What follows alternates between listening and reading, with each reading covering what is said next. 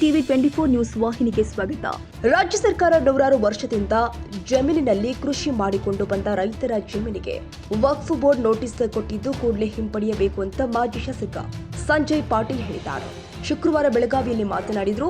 ವಕ್ಫ್ board ಹೆಸರಲ್ಲಿ ರಾಜ್ಯ ಸರ್ಕಾರ ಬಡ ರೈತರ ಜಮೀನು ಕಬಳಿಸುವ ಹುನ್ನಾರ ಮಾಡಿದ್ದಾರೆ. ಇದನ್ನ ನಾವು ತೀವ್ರವಾಗಿ ಖಂಡಿಸ್ತೀವಿ ಎಂದಿದ್ದಾರೆ. ವಾಲ್ಮೀಕಿ ಆಧಾರ ಇರಬಹುದು, ಈ ಸಾಕಷ್ಟು ಈಗ ಇಲ್ಲಿ ನಮ್ಮ ಬೆಳಗಾವಿಯಲ್ಲಿ ಒಬ್ಬ ತಹಸೀಲ್ದಾರ್ ಆಫೀಸ್ ನಲ್ಲಿ ಆಗುವಂತ ಆತ್ಮಹತ್ಯೆ ಇರಬಹುದು.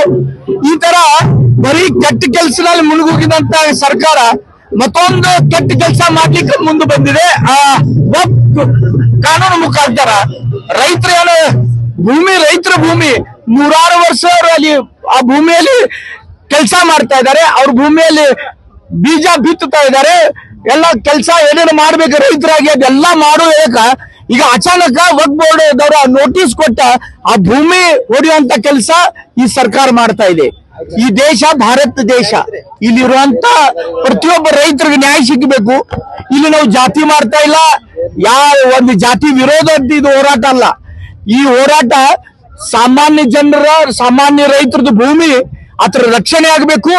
ಅದಕ್ಕೆ ಕರ್ನಾಟಕದಲ್ಲಿ ಇರುವಂತ ಸಿದ್ದರಾಮಯ್ಯ ಸರ್ಕಾರ ಏನು ನೋಟಿಸ್ ಕೊಟ್ಟಿದ್ರೆ ಅವೆಲ್ಲ ನೋಟಿಸ್ ವಾಪಸ್ ತಕ್ಕೊಳ್ಳೋ ಜೊತೆಗೆ ಮುಂದೆ ನಾವು ಈ ತರ ಕ್ರಮ ಯಾವುದು ತಗೋದಿಲ್ಲ, ರೈತರ ಭೂಮಿ ರೈತರಿಗೆ ಇರ್ತೈತೆ ಅಂತ ಒಂದು ಆದೇಶ ಕೂಡ ಕನ್ನಡಿಗರ ಮೆಚ್ಚಿನ ನಿಮ್ಮ ಟಿವಿ 24 ಕನ್ನಡ ನ್ಯೂಸ್ ವಾಹಿನಿ ಇದೀಗ ಟಿವಿಯಲ್ಲಿ ಲಭ್ಯ.